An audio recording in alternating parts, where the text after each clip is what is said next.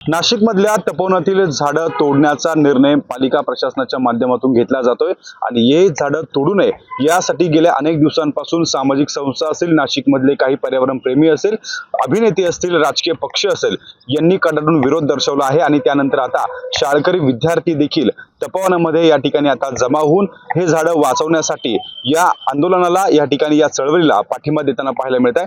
तपोवन वाचवा, नाशिक वाचवा असे पोस्टर या ठिकाणी हातामध्ये घेऊन हे शाळकरी विद्यार्थी तपोवनामध्ये आपल्याला दाखल झाल्याचं पाहायला मिळतंय।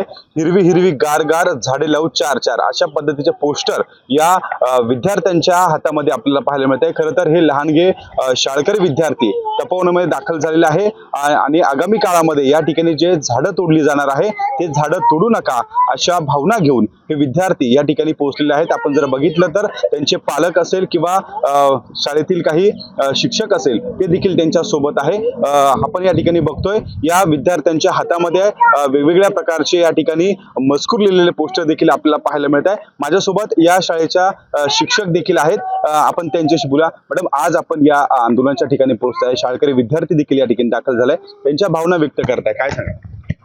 मैं यहाँ पे हूँ लर्नर्स पैराडाइज प्री स्कूल के तरफ से, मैं प्रिंसिपल हूँ और मुझे लगता है कि जो कभी बोल नहीं सकते तो आज हम उनके लिए आवाज़ उठाने आए हैं। जो खड़े हैं हमारे लिए तो आज हम उनके लिए खड़े हैं आके लिए। तो मुझे लगता है शायद इन छोटे मासूम बच्चों को देख के गवर्नमेंट का दिल या जिन्होंने डिसीजन लिया है झाड़ तोड़ने का वो शायद नहीं हो जाए और हमारे झाड़ बच जाए, हमारा तपोवन बच जाए।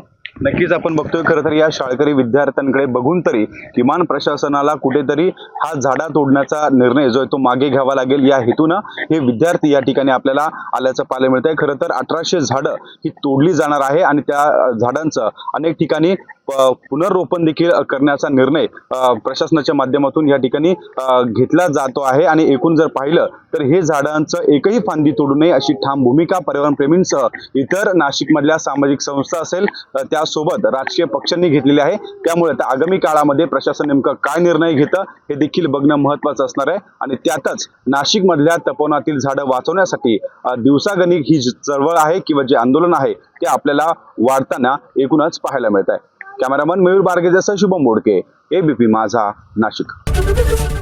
एबीपी माझा, उघडा डोळे बघा नीट।